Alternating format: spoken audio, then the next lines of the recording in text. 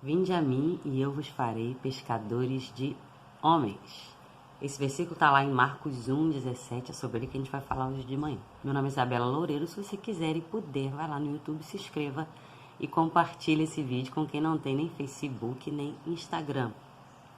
Se a gente ler um versículo antes desse que a gente leu, a gente vai perceber que Jesus estava em Cafarnaum, porque diz assim, Jesus caminhava junto ao mar da Galileia e viu a Simão e a André. E aí depois de ver esses dois simples pescadores ali, é que ele faz esse convite, vinde após mim e eu vos farei pescadores de homens.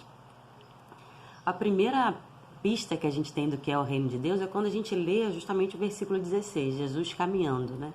O reino de Deus não é um reino estático, ele não é um reino sedentário, ele é um reino dinâmico, ele é um reino que vai em direção ao outro. Aliás, o evangelho só se revela, na verdade, toda a força do evangelho está no outro, nessa troca de cooperação, de codependência e de olhar, de ir adiante. Isso é muito brilhante no evangelho, porque ele tira o ser humano da sua inércia espiritual, da sua inércia moral, da sua inércia ética e o leva em direção ao outro. E aí Jesus, enquanto caminhava, ele viu. E se você ler o Evangelho de Marcos, você vai encontrar um Jesus atlético, como diz lá a Alessandra Viegas, aquele Jesus que vai de um lugar ao outro numa velocidade incrível, numa velocidade inacreditável. E aí você vai perceber o que é de fato o reino de Deus. E a segunda parte desse versículo, na verdade o versículo 17 fala, vinde após mim e eu vos farei pescadores de homens. O cenário ali que Jesus enfrentava era um cenário de uma religião chamada judaica, que era ao qual Jesus pertencia. Nessa religião, as pessoas já tinham perdido muito da sensibilidade humana, do olhar para o próximo. E Jesus vem e diz que esses homens serão pescadores, que eles serão pescadores de homens. Olha que bacana.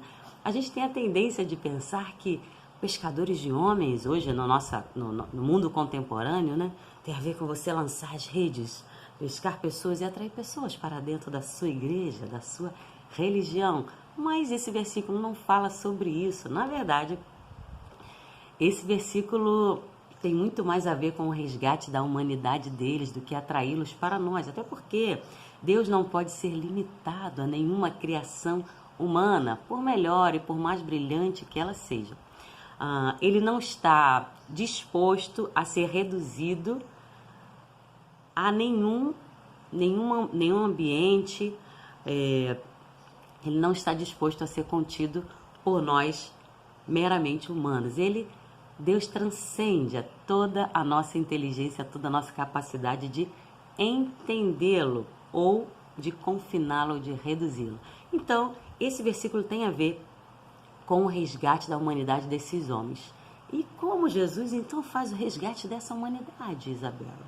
Aí a gente vai ver que Jesus, ele faz com que esses homens caminhem pelos mesmos lugares, pelas mesmas vielas, pelas mesmas praças, pelas mesmas ruas, pelas mesmas praias, só que eles vejam de maneira diferente. Na verdade, Jesus faz com que esses homens deixem de ver e comecem, então, a enxergar. Enxergar o que? Enxergar a essência da vida, a essência das pessoas. Então, aqueles homens que sempre andaram naquele ambiente começam a perceber que aquelas pessoas, que aquele cotidiano carrega choro, carrega solidão, aflição, violência, fome, miséria. Eles começam a perceber que naquele cenário, marginalizados ou discriminados ou invisíveis, existia gente.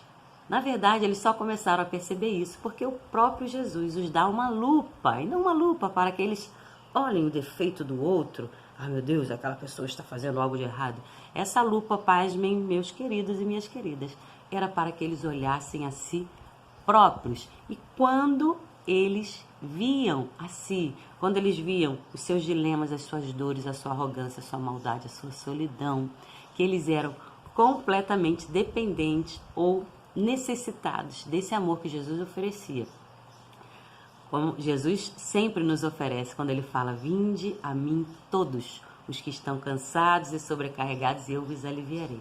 Quando eles vão a Jesus e recebem esse alívio, recebem o alívio de saber que alguém os conhece interiormente, sabe de toda a sua solidão, de toda os seus espinhos, de toda a sua arrogância. E esse Jesus os liberta e troca esse fardo pesado pela leveza da vida. Aí, minha gente, é que eles começam a caminhar pela vida de uma maneira totalmente diferente. Então, eles querem que essa leveza alcance a todos. Eles começam a querer que esse amor e que essa bondade e que essa misericórdia adentre aquelas ruas, aquelas vielas e aquelas praias. O Evangelho de Mateus fala muito sobre a redescoberta da vocação humana. Você quer ver uma coisa? Sermão da Montanha é uma redescoberta, por exemplo, da sensibilidade. Vocês já perceberam que Jesus fala: bem-aventurados os que choram, porque serão consolados? Quem diz em qualquer outro lugar que bem-aventurados são os que choram? Essa é uma redescoberta da sensibilidade humana. Da vocação, da justiça em comunidade, quando diz: bem-aventurados os que têm fome e sede de justiça. Então, essa mensagem é uma redescoberta deles próprios, para que então eles possam ir em direção ao outro. E como que eles começam a ir em direção ao outro depois desse encontro maravilhoso com esse Cristo que caminhava por aquela praia e que caminhou pela vida daqueles homens? Que eles vão desnudados, ou seja, de alma aberta, de alma leve. Eles começam a ir em direção ao outro com toda a empatia possível, com todo o amor possível, sem juízos, sem julgamentos. Eles vão desnudados, vão como aquelas pessoas que entenderam que foram um dia alcançados por um amor incondicional e vão adiante, levam adiante esse mesmo amor. E aí, meu irmão e minha irmã, o Evangelho vem nos dizer que a resposta aí para os dramas da vida, ele está na comunidade, ele está em um enxergar o outro, em um estender a mão para o outro, em nós deixarmos de ver e passarmos a enxergar, em nós deixarmos de ouvir e passarmos então a escutar. O Evangelho de Jesus é libertador e é maravilhoso. Eu lembro que um dia eu estava numa cafeteria aqui em Cabo Frio, tinha uma lousa, né, que dizia assim: ame ao próximo, mas não vale escolher a quem. Essa é a mensagem do Evangelho: ame ao próximo. Ame a todos, ame a todas. E que nós possamos redescobrir o olhar empático, que nós possamos deixar o mesmo rastro de humildade, de vida que o próprio Jesus deixou. Afinal, o Evangelho não são palavras escritas em um livro de capas duras. Ele é a manifestação do amor na vida concreta. Tenha um bom final de semana. Até as próximas gotas de teologia. Um beijo.